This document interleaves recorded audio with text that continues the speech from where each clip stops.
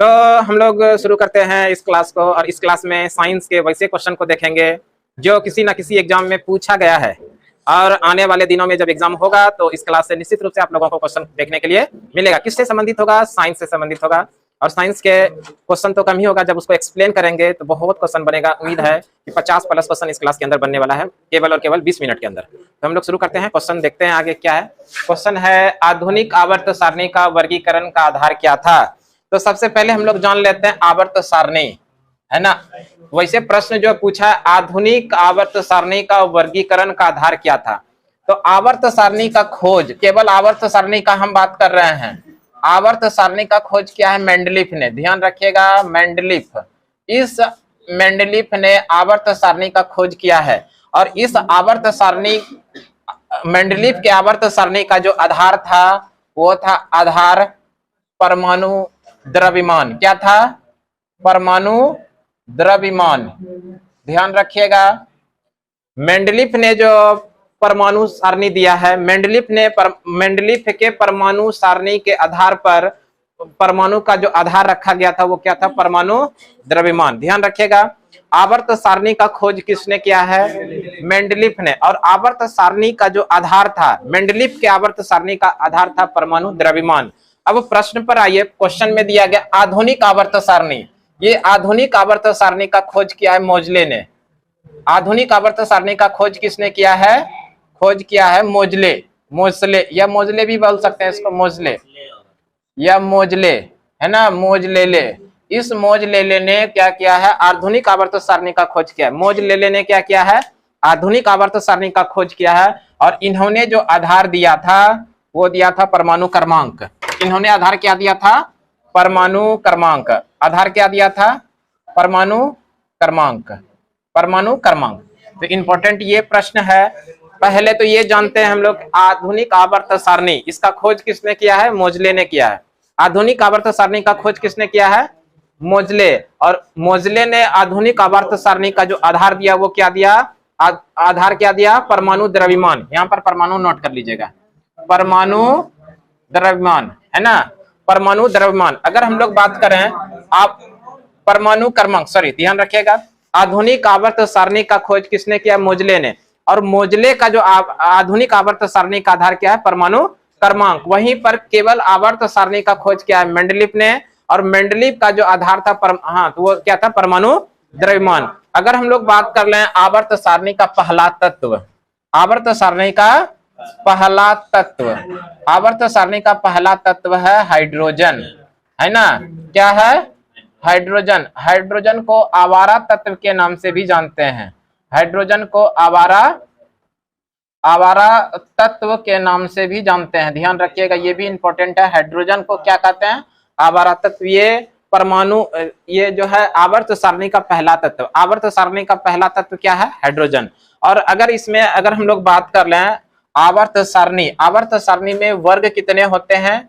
वर्ग 18 होते हैं। और आवर्त कितने होते हैं? तो ये भी ध्यान रखिएगा, आवर्त की संख्या 7 है। वर्गों की संख्या 18, आवर्त की संख्या 7।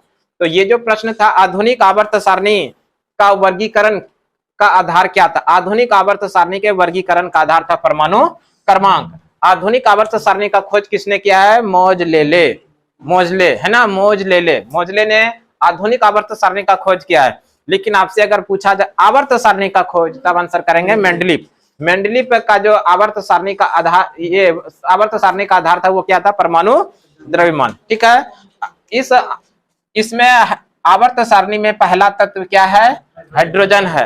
हाइड्रोजन को किस नाम से जानते हैं? आवारा तत्व के नाम से भी जानते हैं। नेक्स्ट क्वेश्चन देखते हैं हम लोग, अगला प्रश्न। अगला प्रश्न देखिए, देखिए क्वेश्चन क्या है, हड्डी से हड्डी जोड़ने वाली संयोजी ऊतक कौन सी है? हड्डी से हड्डी यानी बोन से बोन।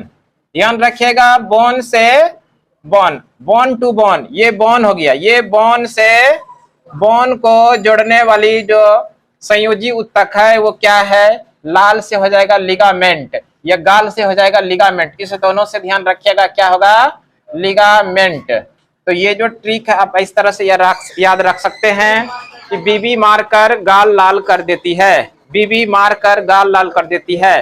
देखिए, बी बी बोन से बोन को जोड़ने वाली संयोजी ऊतक कौन सी है? गाल लाल से हो जाएगा लिगामेंट। गाल लाल से क्या हो जाएगा? लिगामेंट। ध्यान रहेगा, बोन को बोन से जोड़ने वाली संयोजी ऊतक का क्या नाम है? लिगामेंट। वहीं पर अगर हम लोग बात कर लें हड्डी को मांसपेशी से जोड़ने वाली संयोजी ऊतक का क्या नाम है? टेंडन। हड्डी को मांसपेशी से जोड़ने वाली संयोजी ऊतक का क्या नाम है?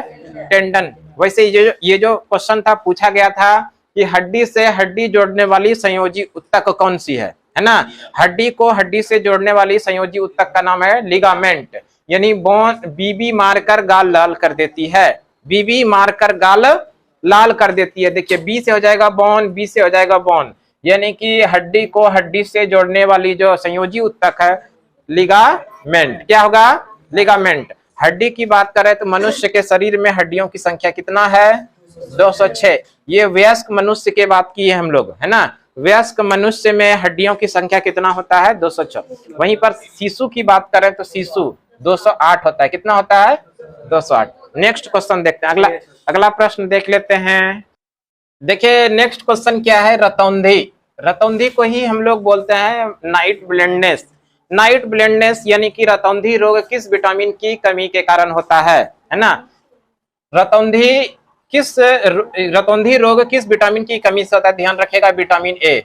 विटामिन ए की कमी से होने वाला रोग कौन सा है? रतौंधी। और ये रतौंधी जो है रोग, ये किससे संबंधित है? आंख से। ये किस अंग को प्रभावित करता है? आंख को प्रभावित करता है। अगर विटामिन ए की बात करें हम लोग, विटामिन ए सर्वाधिक किसमें मिलता है? सर्वाधिक मिलता है गाजर में। विटामिन ए सर्वाधिक कहां पर हमको मिलता है? गाजर। सर्वाधिक मिलता है, सर्वाधिक कहां पर मिलता है? गाजर में।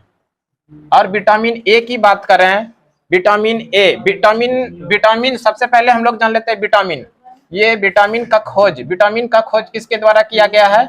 विटामिन का खोज किया है फंक ने। विटामिन का खोज फंक ने, विटामिन का खोज किया है फंक ने 1912 के आसपास में, है ना?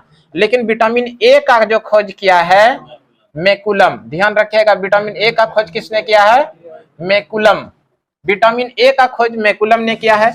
विटामिन ए का रासायनिक नाम क्या होता है?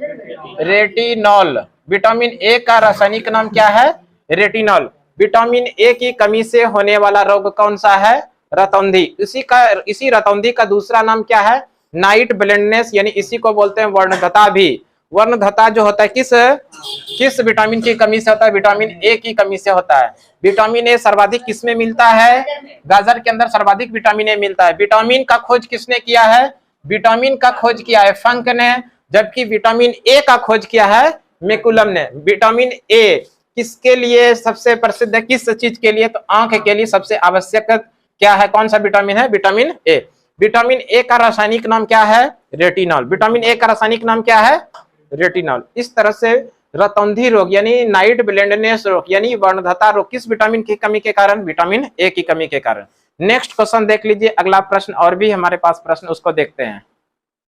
देखिए नेक्स्ट क्वेश्चन क्या है? अगला प्रश्न है पॉलीग्राफ का प्रयोग किसके लिए किया जाता है? पॉलीग्राफ का प्रयोग किसके लिए किया जाता है? तो ध्यान रखिएगा, पॉलीग्राफ का पता किया, ये पॉलीग्राफ का प्रयोग जो किया जाता है झूठ का पता लगाने के लिए। झूठ का पता लगाने के लिए, अगर कोई व्यक्ति झूठ बोल रहा है उसको पता लगाने के लिए किसका प्रयोग किया जाता है?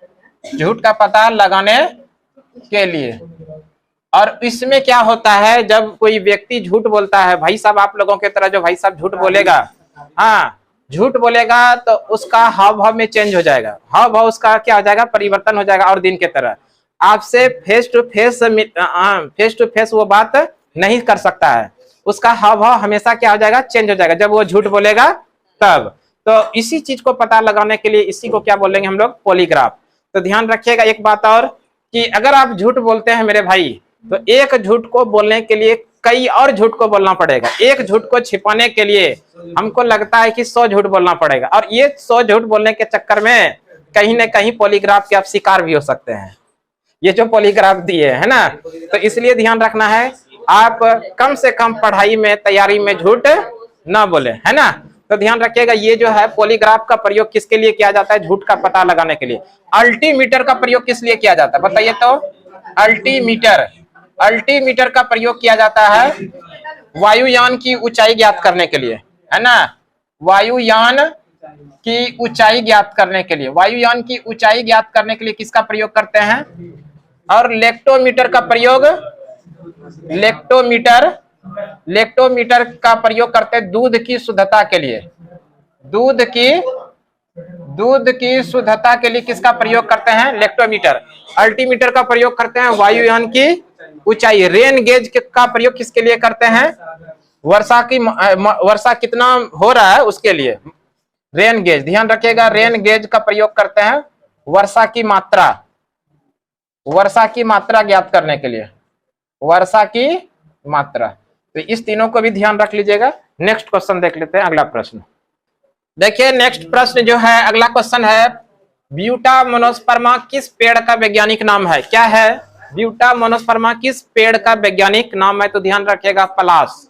पलाश का वैज्ञानिक नाम है ब्यूटामोनोस्पर्मा। ध्यान रखिएगा, ब्यूटामोनोस्पर्मा किस पेड़ का वैज्ञानिक नाम है? तो ध्यान रखना है पलाश। पलाश को ही हम लोग कहते हैं जंगल का ज्वाला, यानी जंगल का आग। जंगल का आग किस पेड़ को कहते हैं? पलाश को। अब पलाश का वैज्ञानिक नाम ब्यूटामोनोस्पर्मा है। और इसी पलाश की बात करें तो इस पलाश को फ्लेम ऑफ द फॉरेस्ट के नाम से भी जानते हैं। फ्लेम ऑफ द फॉरेस्ट किसको कहते हैं? पलाश को। अगर हम लोग बात कर ले मेरे भाई, मेंजीफेरा इंडिका, ये किस पेड़ का वैज्ञानिक नाम है? मेंजीफेरा इंडिका ये आम का वैज्ञानिक नाम है। आम का वैज्ञानिक नाम क्या है? Mangifera indica. वैसे ये प्रश्न था ब्यूटामोनोस्पर्मा जो पलाश का वैज्ञानिक नाम है। नेक्स्ट प्रश्न देखते हैं, अगला क्वेश्चन देख लेते हैं। देखिए क्वेश्चन क्या दिया गया है, प्रश्न में है रॉकेट किस सिद्धांत पर कार्य करता है? रॉकेट किस सिद्धांत पर कार्य करता है? तो ध्यान रखिएगा, रॉकेट क्रिया प्रतिक्रिया के सिद्धांत पे कार्य करता है। क्रिया प्रतिक्रिया के सिद्धांत पर कार्य करता है। और क्रिया और प्रतिक्रिया ये न्यूटन गति का तीसरा नंबर है। ध्यान रखिएगा, न्यूटन गति का तीसरा नियम, न्यूटन गति का तीसरा नियम। न्यूटन गति का तीसरा नियम क्या है? क्रिया प्रतिक्रिया। और इसी क्रिया प्रतिक्रिया का उदाहरण है रॉकेट, है ना। और इसके साथ में ध्यान रखिएगा, कोई व्यक्ति अगर बंदूक से गोली छोड़ता है तो बंदूक से गोली निकलने के बाद उसका हाथ पीछे की ओर आता है, ये भी क्रिया प्रतिक्रिया का उदाहरण है। अगर कोई व्यक्ति नाव से कहीं उतरता है, नाव से जमीन पर आता है, तो जैसे नाव से जमीन पर आने के बाद जितना आप जमीन पर आइएगा नाव उधर खिसकता है ना। ये भी किसका उदाहरण है? क्रिया प्रतिक्रिया का उदाहरण है। ध्यान रखिएगा, कोई व्यक्ति, कोई खिलाड़ी अगर बॉल को कैच करता है, गेंद को कैच करता है, तो जैसे गेंद कैच करता है तो उसका हाथ भी पीछे आता है। ये भी किसका उदाहरण है?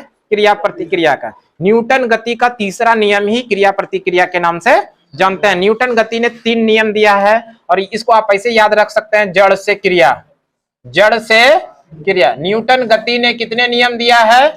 3 नियम। न्यूटन ने गति के 3 नियम दिया। ध्यान रखिएगा, न्यूटन ने गति के कितने नियम दिया है? 3 नियम। कौन है? जड़ से क्रिया। ये जड़ हो जाएगा जड़त्व का नियम। पहला क्या हो जाएगा? जड़त्व का नियम। दूसरा हो जाएगा संवेग का नियम, ये क्या है? संवेग। और तीसरा क्या हो जाएगा? क्रिया प्रतिक्रिया। तीसरा क्या होगा? क्रिया प्रतिक्रिया। इस तरह से ये भी आप याद रख सकते हैं, न्यूटन ने गति के कितने नियम दिया है? 3 नियम। कौन है? जड़ से क्रिया। न्यूटन ने गति का नियम कितने दिए हैं? 3। कौन? जड़ से क्रिया। पहला जड़त्व का नियम, दूसरा संवेग, तीसरा क्रिया और प्रतिक्रिया। और ये प्रश्न क्या पूछा गया था? रॉकेट किस सिद्धांत पर कार्य करता है? रॉकेट किस सिद्धांत पे कार्य करता है? न्यूटन गति के तीसरे नियम के सिद्धांत पर कार्य करता है, या इसी को आप लोग क्या बोल सकते हैं? क्रिया प्रतिक्रिया। अगर कोई व्यक्ति बंदूक से गोली छोड़ता है तो बंदूक जैसे छूटेगा तो उसका गोली हाथ भी पीछे की तरफ आता है, ये भी किसका उदाहरण है? क्रिया प्रतिक्रिया। अगर कोई व्यक्ति गेंद को लपकता है तो गेंद को लपकने के दौरान उसका हाथ भी पीछे की ओर आता है, ये भी क्रिया प्रतिक्रिया का उदाहरण है। कोई व्यक्ति नाव से अगर कूदता है, नाव से, तो नाव से कूदने के बाद जितना आगे व्यक्ति जाएगा उतना पीछे नाव भी जाएगा, ये भी क्रिया प्रतिक्रिया का उदाहरण है। इस तरह से न्यूटन ने गति के कितने नियम दिए हैं? 3। वो कौन है? जड़ से क्रिया। क्या है? जड़ से क्रिया। जड़त्व का नियम, स से संवेग का नियम, क से क्रिया प्रतिक्रिया नियम। नेक्स्ट क्वेश्चन, अगला प्रश्न देख लेते हैं हम लोग। देखिए नेक्स्ट क्वेश्चन क्या है? रेहेप्टो वायरस किसके लिए जिम्मेदार है? रेहेप्टो वायरस किसके लिए जिम्मेदार है? तो ध्यान रखिएगा, रेबीज के लिए। और रेबीज जब होता है, कोई भी पागल कुत्ता किसी को काट लेता है तो उसके लिए क्या, उसको कौन सा बीमारी होता है? रेबीज। और रेबीज में इसी को क्या बोलता है? हाइड्रोफोबिया। इसको क्या बोलेंगे हम लोग? हाइड्रोफोबिया में क्या होता है? पानी से डर लगना। पानी से डर लगना क्या कहलाता है? हाइड्रोफोबिया। और थप्पड़ से डर लगना, कमेंट बॉक्स में आंसर देंगे।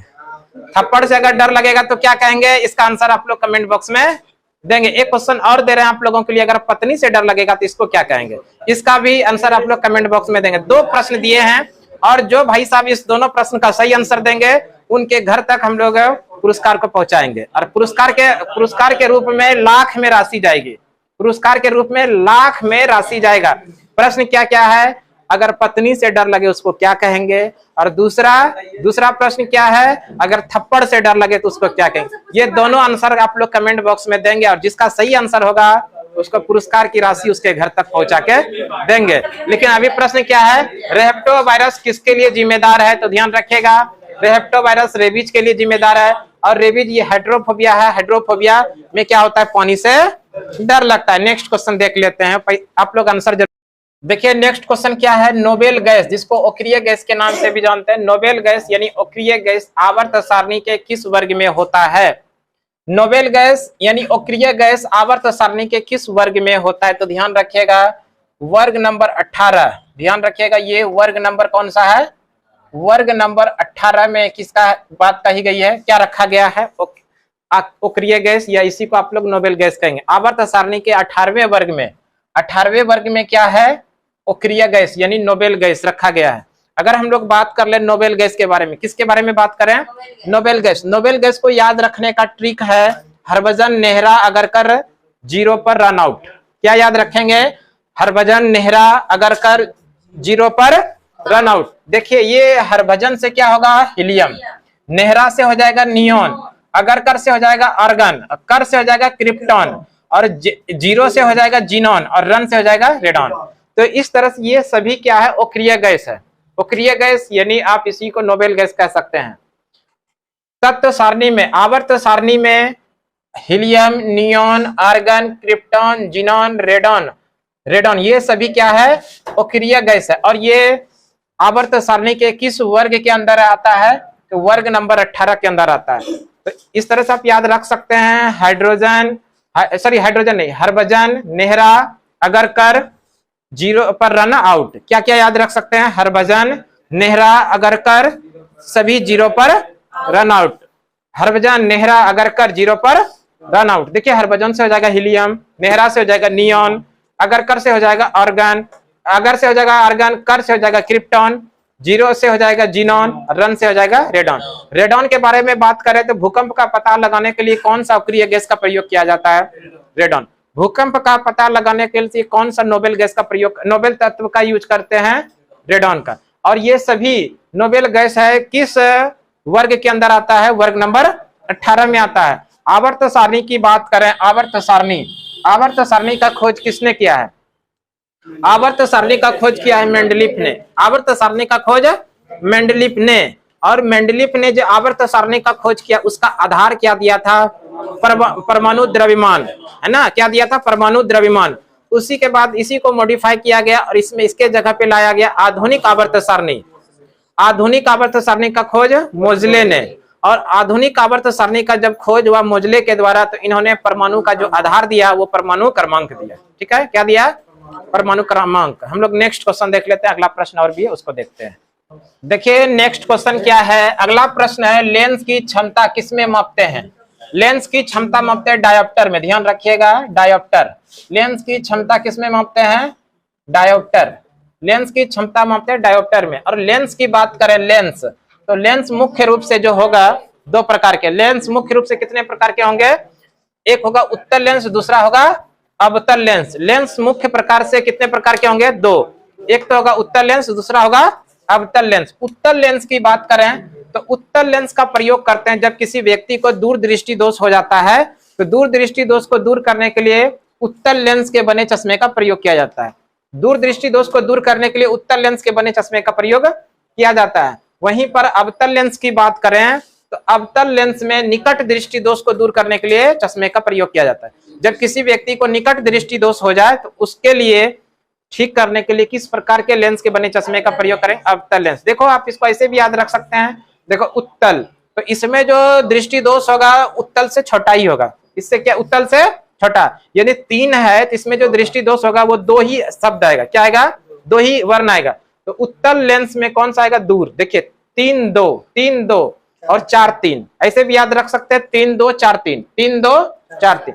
देखो इसका जो लेंस है उत्तल लेंस, इसमें जो दृष्टि दोष होगा उसमें कितने लेटर आएगा? 2 लेटर। और अवतल लेंस है, और अवतल लेंस में कितने लेटर है? 4 लेटर। तो इसमें जो दृष्टि दोष होगा उसमें कितना लेटर होगा?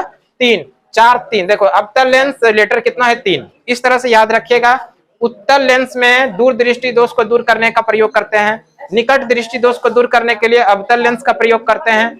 और दूर दृष्टि दोष कहते हैं किसमें है? किसको कहते हैं दूर दृष्टि दोष?